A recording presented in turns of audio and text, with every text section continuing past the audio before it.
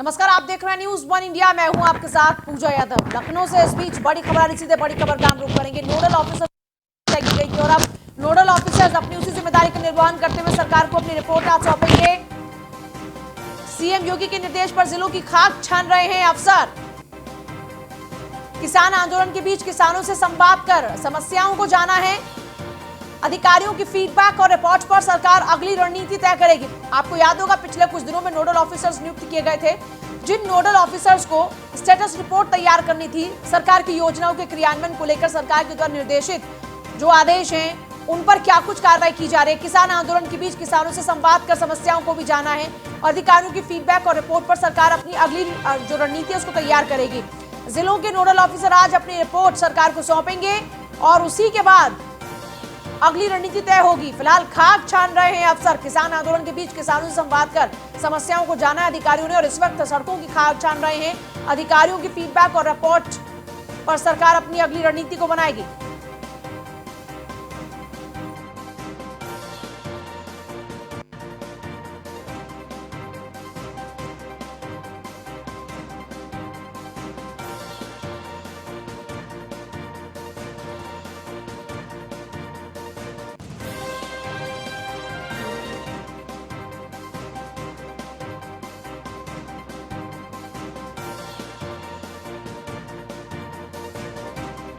की खाक छान रहे अफसर। किसान आंदोलन के बीच किसानों से संवाद कर समस्याओं को जाना है। अधिकारियों की फीडबैक और रिपोर्ट पर ही सरकार अपनी अगली रणनीति तैयार करेगी। तो आपको बता दें कि अब सरकार की अगली रणनीति के लिए नोडल ऑफिसर्स की जो अपनी रिपोर्ट है वो बहुत मैटर करती है और उसी रिपोर्ट के आधार पर अगली रणनीति तैयार होनी है। सीएम योगी के निर्देश पर जिलों के अफसर खाक छान रहे हैं। किसान आंदोलन के बीच किसानों के से संवाद कर उनकी समस्याओं को जाना जा रहा है। कल आपको याद होगा, खुद नवनीत सहगल ने किसानों से आकर बातचीत की थी धान केंद्र पर और उनकी समस्याओं को जाना था और भरोसे में लेने की कोशिश की थी।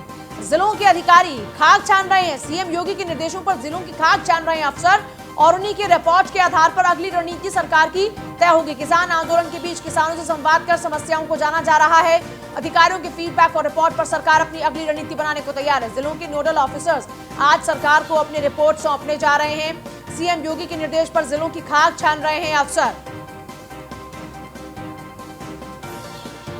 किसान आंदोलन के बीच किसानों से संवाद कर समस्याओं को जाना है। अधिकारियों की फीडबैक और रिपोर्ट पर सरकार अपनी अगली रणनीति बनाएगी। नोडल ऑफिसर्स लगातार जिलों की खाक छान रहे हैं और लोगों के बीच में जाकर, किसानों के बीच में जाकर उनकी समस्याओं को, उनकी मन की बात जानने की कोशिश कर रहे हैं ताकि सरकार अपनी आगे की रणनीति जो है अगली बना सके। सरकार उत्तर प्रदेश की योगी आदित्यनाथ के नेतृत्व में जो भाजपा की सरकार कार्य कर रही है वो किसानों के द्वारा ही चुनी सरकार है। किसानों का अच्छा खासा संख्या है मतदाताओं में। किसानों के लिए ही चुनी गई सरकार है, किसानों द्वारा चुनी सरकार है। और जो तमाम देश में किसानों को बहकाने की जो एक नीति चल रही है उसके तहत योगी आदित्यनाथ ने उत्तर प्रदेश में अपने सारे अधिकारी भेजे कि वस्तु स्थिति का पता लगा के बताएं। ये एक तरह से दो बात है, किसान कितना क्रय केंद्र पे क्या क्या हो रहा है, किसान कितना संतुष्ट है, क्या जो सरकार योजनाएं बना रही है वो किसानों तक नीचे पहुंच रही हैं और उसका क्या रूप है, ये सब चीज़ों की जानकारी आज अधिकारी सौंपेंगे और उससे तय होगा। आप उत्तर प्रदेश में देख रहे हैं किसान असंतुष्ट नहीं है, किसान धरना प्रदर्शन नहीं कर रहा, किसान कहीं घेराव में नहीं है। हमने जो किसानों के खाते में पैसा ट्रांसफ़र किया वो सभी जगह पहुँचा है और लोग भारतीय जनता पार्टी की जो किसान नीति है उससे संतुष्ट दिखाई पड़ते हैं। इसकी जानकारी नीचे से भी आने के लिए अधिकारी गए और मुझे लगता है आज जो जानकारी प्राप्त होगी वो सुखद होगी। देखिए, कांग्रेस पार्टी पहले दिन से ये बात कह रही थी कि उत्तर प्रदेश की सरकार नौकरशाह चला रहे हैं और जिस प्रदेश को भी नौकरशाह चलाएंगे उसका हाल ऐसा ही होगा जैसा उत्तर प्रदेश का हाल है। कांग्रेस पार्टी पहले दिन से ये बात कह रही थी और उसी का जीता जागता सबूत ये है। आज उत्तर प्रदेश सरकार ने नोडल अधिकारी भेजे हैं हर ज़िलों के अंदर। धान क्रय केंद्र में जा रहे हैं, हर ज़िले में जा रहे हैं। 3.5 साल इनको किसानों की याद नहीं आई। आज इनको किसानों की याद आ रही है क्योंकि किसान आंदोलित है। कहीं ना कहीं उत्तर प्रदेश सरकार ने जिस तरह दमनकारी नीति अपनाई है किसानों के खिलाफ, जो किसान आंदोलन में जा रहे हैं उनको चिन्हित किया जा रहा है। ये किस तरह की सरकार है? देखिए, आंदोलन के बीच उत्तर प्रदेश की योगी आदित्यनाथ की सरकार किसानों की समस्याओं और उन समस्याओं को दूर करने के लिए नोडल अधिकारियों को हर जनपद में भेजा है। 3 दिन के लिए नोडल अधिकारी उत्तर प्रदेश के अलग अलग जनपद में हैं और वहां पर वो किसानों से संबंधित समस्याओं से रूबरू हो रहे हैं, किसान संगठन से मुलाकात कर रहे हैं, किसान के नेताओं से मुलाकात कर रहे हैं। इसके अलावा धान क्रय केंद्र, गन्ना क्रय केंद्र का भी निरीक्षण कर रहे हैं और जो समस्याएं आ रही हैं उस समस्याओं से वो रूबरू हो रहे हैं, किसानों से संवाद कर रहे हैं। निश्चित तौर पर सीएम योगी आदित्यनाथ की ये पहल से किसानों की जो समस्याएं होंगी वो शासन तक पहुंचेंगी। आज देर शाम जब सभी रिपोर्ट शासन को सौंपी जाएंगी, जो नोडल अधिकारी जिलों में भेजे गए हैं, उसके बाद से उत्तर प्रदेश की योगी आदित्यनाथ की सरकार ये तय करेगी कि किसानों को और क्या सुविधा दी जाए और किस तरह से जो किसान आंदोलन चल रहा है उसमें उत्तर प्रदेश के किसान शामिल ना हो, उनको सारी सुविधाएं मुहैया कराई जाए, इसको लेकर रणनीति बनेगी। अपने सहयोगी विवेक के साथ मैं राहुल श्रीवास्तव, न्यूज़ 1 इंडिया। तो आप मेरे सहयोगी राहुल श्रीवास्तव की रिपोर्ट देख रहे थे। जिलों के नोडल जो ऑफिसर्स हैं वो आज सरकार को अपनी रिपोर्ट सौंपने जा रहे हैं। किसान आंदोलन के बीच में किसानों के मन की बात को जानने के लिए, उनकी तमाम जो समस्याएं हैं उनको जानने के लिए, समझने के लिए नोडल ऑफिसर्स को तैनात किया गया है और तमाम अधिकारी खुद जाकर जिलों की खाक छान रहे हैं। और इस खाक छानने के पीछे की वजह है इस वक्त जो माहौल बना हुआ है, उस माहौल में किसी भी तरीके से किसानों के जो अब तक नाराजगियां हैं, उन नाराजगियों की वजहों को ढूंढकर उन्हें दूर किया जाए, क्योंकि इस वक्त लगातार सरकार को घेरने के लिए विपक्ष भी लामबंद हो चुका है इसी मुद्दे को लेकर। इस बीच खुद बड़े आला अधिकारियों को भी जमीन पर उतारा गया है और खुद आला अधिकारी लोगों के बीच में पहुंचकर, किसानों के बीच में पहुंचकर उनकी बातों को जान रहे हैं। खबर लखनऊ से और बहुत ही खास खबर आपको बता दें कि सीएम योगी के निर्देशों पर जिलों की खाक छान रहे अफसर। नोडल ऑफिसर्स एक रिपोर्ट तैयार करेंगे, उसी रिपोर्ट के आधार पर सरकार की अपनी अगली रणनीति तैयार होगी। किसान आंदोलन के बीच किसानों की राय, उनकी बातों को जानने के लिए खुद तमाम आला अधिकारियों को जमीन पर उतारा गया है। तमाम आला अधिकारी आप देख रहे हैं किस तरीके से लोगों के बीच में जाकर उनकी बातों को सुनने की कोशिश कर रहे हैं। योगी सरकार के मंत्री मोहसिन रजा का बयान, राष्ट्र विरोधी लोगों को अखिलेश यादव पार्टी में सम्मानित करते हैं। सुमैया राणा के पार्टी में शामिल होने पर बोले मोहसिन रजा। अपने बयान में मंत्री मोहसिन रजा ने कहा कि तुष्टीकरण की राजनीति के चलते देश तोड़ने वाले और आतंकियों को महिमा मंडित करने वाले राष्ट्र विरोधी लोगों को अखिलेश यादव समाजवादी पार्टी में सम्मानित करते हैं और अपनी पार्टी का सदस्य बनाते हैं।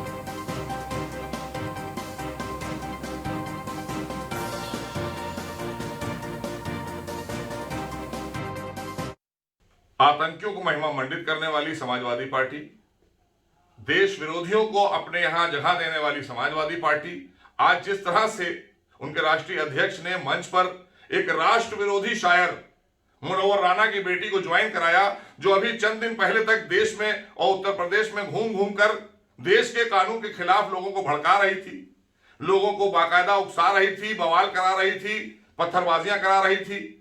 वो उसको आज उन्होंने अपने मंच पर बुलाकर ये बात साफ कर दी कि जो देश विरोधी गतिविधियों में रहेगा, जो आतंक के समर्थन में खड़ा होगा, उसके बाप को आप सबने देखा कि कुछ दिन पहले अभी उसने साफ तौर पर कहा मुनव्वर राणा ने कि आतंकी अगर कत्ल कर रहे हैं तो सही कर रहे हैं, उनका अधिकार है। तो आतंकियों को महिमा मंडित करने का अधिकार समाजवादी पार्टी के पास है कि जो इस तरह की भाषा बोले, जो देश तोड़ने की भाषा बोले, जो देश विरोधी गतिविधियों में रहे, वो समाजवादी पार्टी में आ जाए। तो ये है तुष्टीकरण की राजनीति और निजी स्वार्थों की राजनीति, जो आज अखिलेश यादव ने फिर साबित कर दिया, पूरे मंच के ऊपर सबको दिखा दिया, पूरे देश ने और प्रदेश ने देख लिया कि ऐसे लोगों की जगह समाजवादी पार्टी में है। आतंकियों प्रयागराज पहुंचे डिप्टी सीएम केशव प्रसाद मौर्य। केशव प्रसाद मौर्य ने हनुमान जी का दर्शन किए और पूजन अखाड़ा परिषद के अध्यक्ष नरेंद्र गिरी से भी आशीर्वाद प्राप्त किया। प्रयागराज के फूलपुर को डिप्टी सीएम देंगे कई परियोजनाओं की सौगात। फूलपुर के जमुनीपुर कोटवा में लोकार्पण और शिलान्यास करेंगे।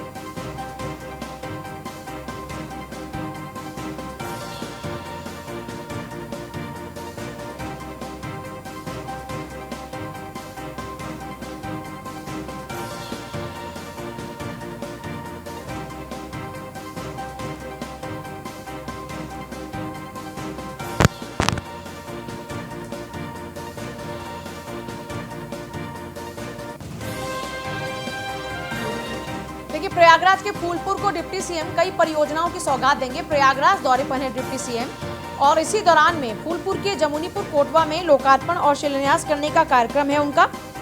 प्रयागराज पहुंचे डिप्टी सीएम केशव प्रसाद मौर्य। केशव प्रसाद मौर्य ने हनुमान जी के दर्शन भी किए, पूजन भी किया, अखाड़ा परिषद के अध्यक्ष नरेंद्र गिरी से आशीर्वाद भी लिया। प्रयागराज के फूलपुर को डिप्टी सीएम देंगे कई परियोजनाओं की सौगात। आलोक मालवीय मेरे सहयोगी मेरे साथ हैं। आलोक, केशव प्रसाद मौर्य के प्रयागराज दौरे को लेकर क्या कुछ खास जानकारियां फिलहाल आपके पास? जी देखिए, केशव प्रसाद मौर्य का 2 दिनी दौरा समाप्त हो रहा है। केशव प्रसाद मौर्य ने पूरे इस दौरे में सिर्फ संतों का आशीर्वाद दिया है और संतों का आशीर्वाद देने के साथ ही जो माघ मेला उसे सकुशल निपटाने का जो आशीर्वाद है वो आज गंगा माँ से लिया है। गंगा माँ से उन्होंने आशीर्वाद लेने के साथ ही वो गए हैं, बड़े लेटे हुए हनुमान जी का आशीर्वाद दिया। उसके बाद अखाड़ा परिषद महंत नरेंद्र गिरी का आशीर्वाद लिया और आशीर्वाद देने के साथ अब हंडिया के लिए रवाना हो चुके हैं। वहाँ पे उनके कई कार्यक्रम हैं और इसके बाद वो कई संतों के आश्रम में जाएंगे और वहाँ भी आशीर्वाद लेंगे।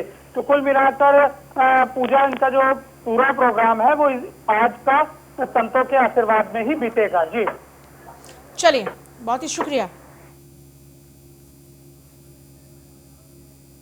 और आगरा में दिखा तेज रफ्तार का कहर। तेज रफ्तार ट्रक ने कार में मारी टक्कर। सड़क हादसे में कार सवार 3 लोगों की मौत हो गई। हादसे की चपेट में आया साइकिल सवार घायल। पुलिस ने शवों को पोस्टमार्टम के लिए भेजा।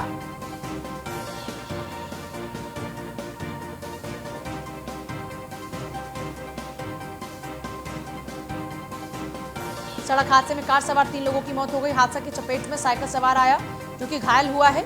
तेज रफ्तार का कहर बरपा है आगरा में। पुलिस ने शवों को पोस्टमार्टम के लिए भेजा। तेज रफ्तार ने 3 लोगों की जान ले ली। आगरा में इसी तेज रफ्तार का कहर ऐसा बरपा कि 3 लोगों ने अपनी जिंदगी खो दी। तेज रफ्तार ट्रक ने कार में जोरदार टक्कर मारी। इतना भयानक ये हादसा जिसके अंदर 3 लोगों की मौत हो गई। तीनों कार सवार लोगों की मौत हो गई और एक साइकिल सवार भी इसकी चपेट में आया जो कि घायल हुआ है। ये तस्वीरें आप देखिए और इन तस्वीरों को देखकर आप अंदाजा लगा सकते हैं कि किस तरीके से ये ऑन गाड़ी बुरी तरीके से क्षतिग्रस्त हो चुकी है। इसका पूरा बैक मिरर टूट चुका है। फ्रंट भी आप देखिए, ये कुछ तस्वीरें धुंधली आपको दिखा रहे हैं क्योंकि ये उन लोगों की तस्वीरें हैं जिनकी जिंदगी जा चुकी है। और आप देखिए कितने जबरदस्त ये टक्कर हुई है और कितनी बुरी तरीके से जो गाड़ी का फ्रंट है वो डैमेज हो चुका है, पूरी तरीके से खत्म हो चुका है। और जो पीछे लोग बैठे थे उनकी भी मौत हो गई और जो फ्रंट सीट पर ड्राइवर था, ड्राइविंग सीट पर बैठा शख्स भी मर चुका है, उसकी भी मौत हो चुकी है। आगरा में तेज रफ्तार के कहर की ये तस्वीरें आप देख रहे हैं। इसीलिए बार बार कहा जाता है कि देरी सही लेकिन घर पहुंचना जरूरी है। हमेशा रफ्तार पर काबू रखें। ट्रक ने जबरदस्त टक्कर मारी कार को, जिस टक्कर के दौरान में 3 लोगों की मौके पर ही मौत हो गई।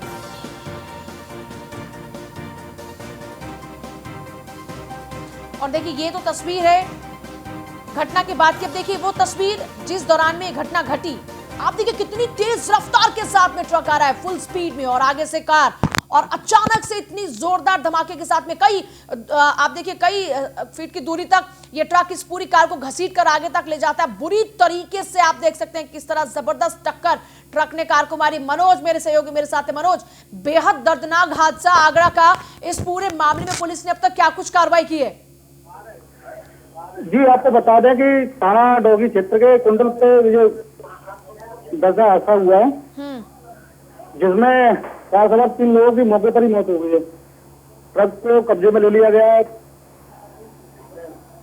बताया जाता है कि कार सवार पेट्रोल पंप पे पेट्रोल लेकर लगे थे, जब ही तेज गति से आ रहे ट्रक ने उनमें अपनी चपेट में ले लिया और जिसमें बैठे कार सवार 3 लोगों की मौके पर ही मौत हो गई। चलिए, बहुत शुक्रिया आपका फिलहाल पूरी जानकारी के लिए। देखिए ये सीसीटीवी फुटेज है और जिस दौरान ये घटना घटी ये पूरी तस्वीर सीसीटीवी में कैद हो गई और आप देख सकते हैं बड़ी तेज रफ्तार के साथ इधर से कार आ रही है और दूसरी तरफ से ट्रक आ रहा है और ट्रक कार को घसीटते हुए काफी दूर तक आगे लेकर जा रहा है।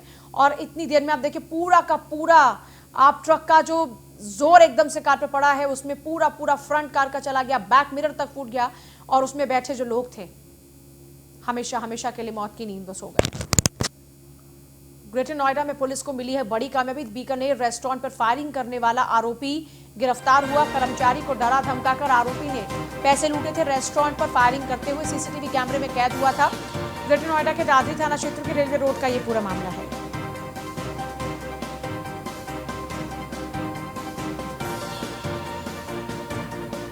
रेस्टोरेंट पर फायरिंग करते हुए सीसीटीवी कैमरे में हुआ था कैद। पुलिस को मिली बड़ी कामयाबी। ग्रेटर नोएडा के दादरी थाना क्षेत्र के रेलवे रोड का यह पूरा मामला।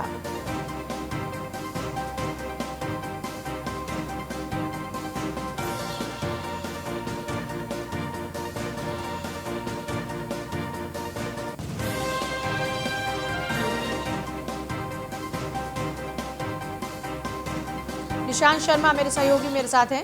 निशांत, आप जरा पूरी जानकारी चाहेंगे? देखिए पूजा, ग्रेटर नोएडा पुलिस की बड़ी कामयाबी रही है। वहीं अभी कल ही की घटना है जो कि बीकानेर स्वीट्स में दिन दहाड़े जो बदमाश जाते हैं और उसके बाद फायरिंग की जाती है, दिन दहाड़े फायरिंग की जाती है। पूरा एक डरावना पूरा खेल किया जाता है और लूट करने का पूरी प्रयास किया जाता है। वहीं पुलिस ने उस पूरे मामले में एक आरोपी को गिरफ्तार किया है। मौके पर उसके पास से वो तमंचा भी बरामद किया है जिससे उसने फायरिंग की थी। और सबसे बड़ी बात यह रहती है कि पुलिस इस मामले को जल्दी ही सफलतापूर्वक गिरफ्तार कर लेती है और ये पूरा जो मामला था सीसीटीवी में कैद हो गया था और बीकानेर रेस्टोरेंट पर यह फायरिंग की गई थी। बहुत शुक्रिया। कल ये तस्वीर हमने आपको दिखाई थी जहां पर फायरिंग की गई थी बीकानेर में। कुछ दबंग हथियारों के साथ अंदर घुस आए थे और उसके बाद यहां कई राउंड फायर किए गए, जो कि आप तस्वीर में देख पा रहे हैं। टूटा हुआ कांच आपको नजर आएगा। इसके अलावा शटर पर भी गोलियों के निशान हैं। ग्रेटर नोएडा पुलिस को बड़ी कामयाबी मिली है। इन हथियारबंद बदमाशों को गिरफ्तार कर लिया है पुलिस ने। बीकानेर रेस्टोरेंट पर फायरिंग करने वाला आरोपी गिरफ्तार हुआ। कर्मचारियों को डरा धमकाकर आरोपी ने यहां से पैसे लूटे थे।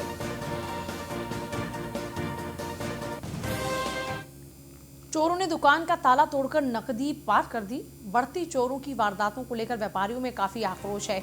2 सप्ताह पहले भी मार्केट में हुई थी चोरी। औरैया कोतवाली क्षेत्र के शहीद पार्क के पास की कोई वारदात है।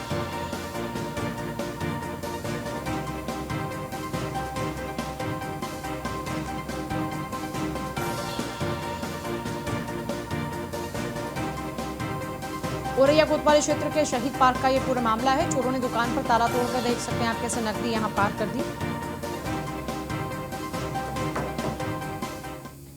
और गाजियाबाद पुलिस को मिली है बड़ी कामयाबी। फर्जी कॉल सेंटर चलाने वाले 9 आरोपी पुलिस की गिरफ्त में। कब्जे से कुछ नकद, 22 SIM card, 24 mobile phone, 45 ATM card बरामद। आरोपियों पर अलग अलग थानों में मुकदमे दर्ज हैं।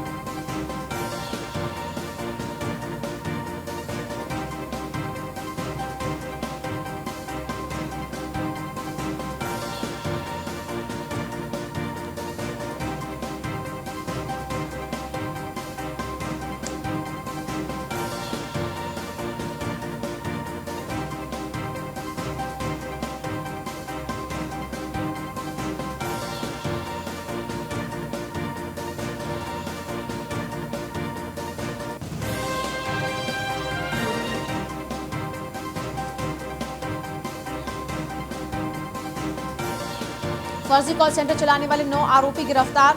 आरोपियों पर अलग अलग थानों में मुकदमे दर्ज हैं। कब्जे से कुछ नकद, 22 SIM card, 24 mobile phone, 45 ATM cards बरामद हुए हैं।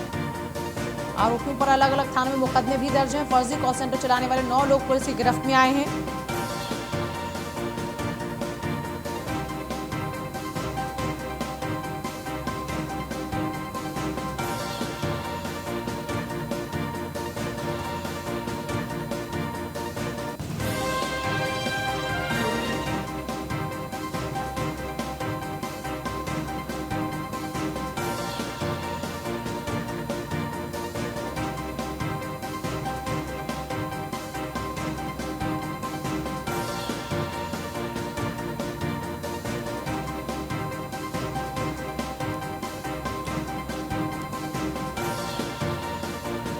ये गाजियाबाद की थाना कोतवाली पुलिस, साइबर क्राइम टीम और एसपी सिटी की जो सर्विलांस टीम, उनके द्वारा एक हाईली ऑर्गेनाइज्ड गैंग का भांडाफोड़ किया गया है। ये गैंग बहुत ही ऑर्गेनाइज तरीके से काम करते हुए जितने भी कार डीलर्स और कार के जो शोरूम है उनमें कॉल करके अपने आप को वहाँ की डिटेल्स वो लोग ले लेते थे और साथ ही साथ उन कार शोरूम्स का जिस भी बैंक अकाउंट में अकाउंट होता था वहाँ पे मैनेजर को कॉल करके उस कंपनी का मालिक अपने आप को बता करके हैवी अमाउंट का ट्रांजैक्शन, जिसमें 8 से 10 लाख रुपए के ट्रांजैक्शन हैं जो वो दूसरे बैंकों में ट्रांसफ़र करा लेते थे। ये बैंक के जो मैनेजर हैं उनको झांसे में लेने के लिए अच्छी खासी रिसर्च करते थे। ये लोग जो कंपनी है उसके जो मालिक है उसका जो असली नाम है वही नाम अपने ट्रू कॉलर मोबाइल आईडी में फीड करते थे और बैंक मैनेजर से लगातार 7-8 दिन तक बात करते थे, जिससे बैंक मैनेजर को ये कॉन्फिडेंस आ जाए कि ये कंपनी का असली मालिक है। गाजियाबाद में न्यूज 1 इंडिया की खबर का हुआ बड़ा असर। लोनी हत्याकांड मामले में लापरवाह पुलिस कर्मचारी के खिलाफ हुई कार्रवाई। 2 दारोगा समेत 3 पुलिसकर्मियों को सस्पेंड किया गया। एसएसपी ने तीनों पुलिसकर्मियों को सस्पेंड किया। पूरे प्रकरण की जांच एसपी ग्रामीण को सौंपी गई। कल लोनी में एक युवक को पीट कर उसकी हत्या कर दी गई थी।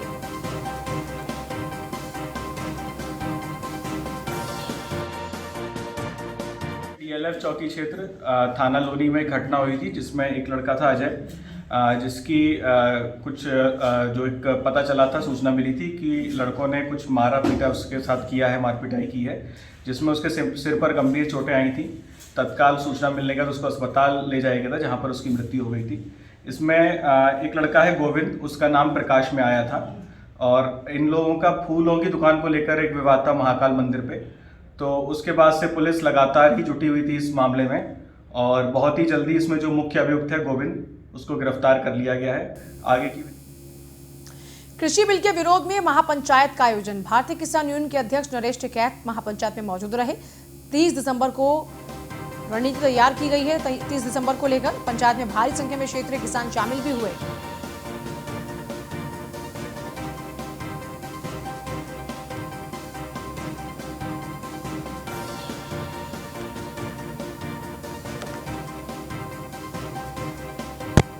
जो सिंधु बॉर्डर, गाजी बॉर्डर पे जो दिल्ली के चारों तरफ के रास्ते हैं, उन पे जो किसान धरना दे रहे हैं, उनमें जो 34 लोग शहीद हुए हैं, उनके लिए ये श्रद्धांजलि सभा आयोजित की गई हमारे खासतौर जी द्वारा।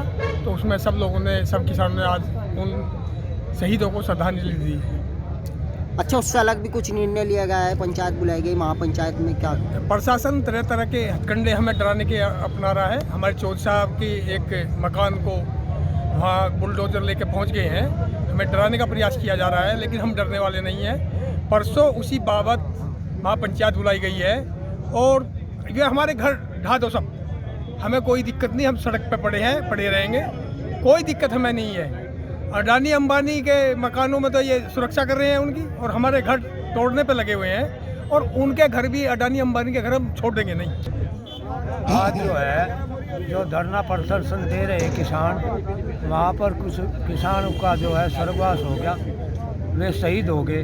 उनकी आत्म शांति के लिए हमने जो है श्रद्धांजलि सभा आयोजन किया इसका, क्योंकि जो ईश्वर को प्यारे हो गए, भगवान से प्रार्थना की कि उनकी आत्मा को शांति मिले, और उस परिवार में जो उनके चाहने से दुख हुआ है उनको शांति मिले, उनको शक्ति मिले।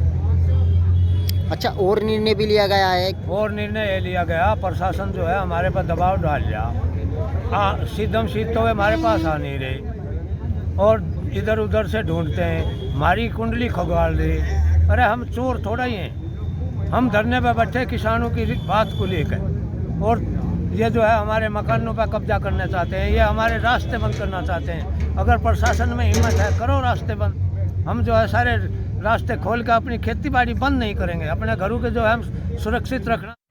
जो सिंधु बॉर्डर पर, टीकरी बॉर्डर पर, गाजीपुर बॉर्डर पर बैठे हुए हैं, धन्यवाद देता हूं मैं माताओं बहनों को। आप कहते हैं कि हम संगठित हो जाए, आपको तो संगठित ये प्रशासन कर सकता। अब तक हर एक गाँव में 100 मुकदमे पत्ती जलाने के आप पर लग गए होते, अगर वे लोग वहां न बैठे होते।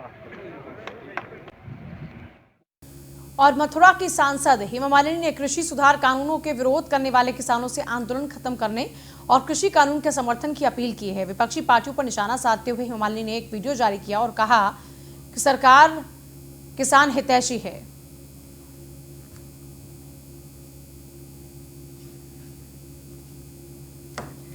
जय जवान जय किसान।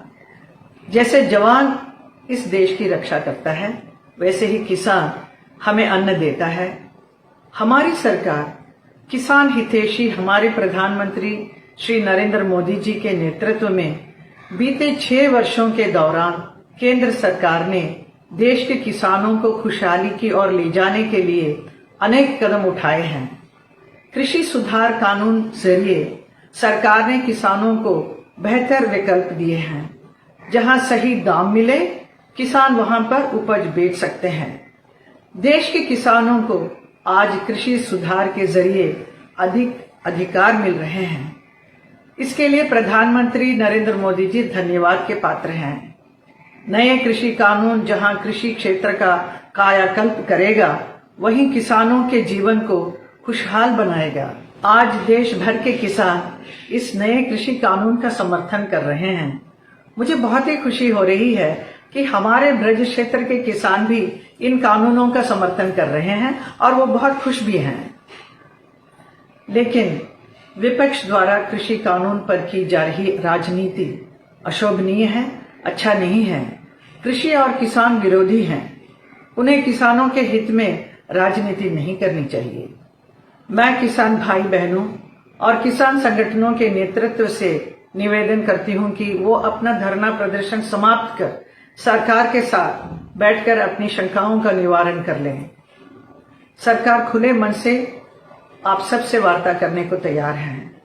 प्रधानमंत्री श्री नरेंद्र मोदी जी देश के किसानों के सबसे बड़े हितैषी हैं। आप उन पर विश्वास रखें। अन्नदाता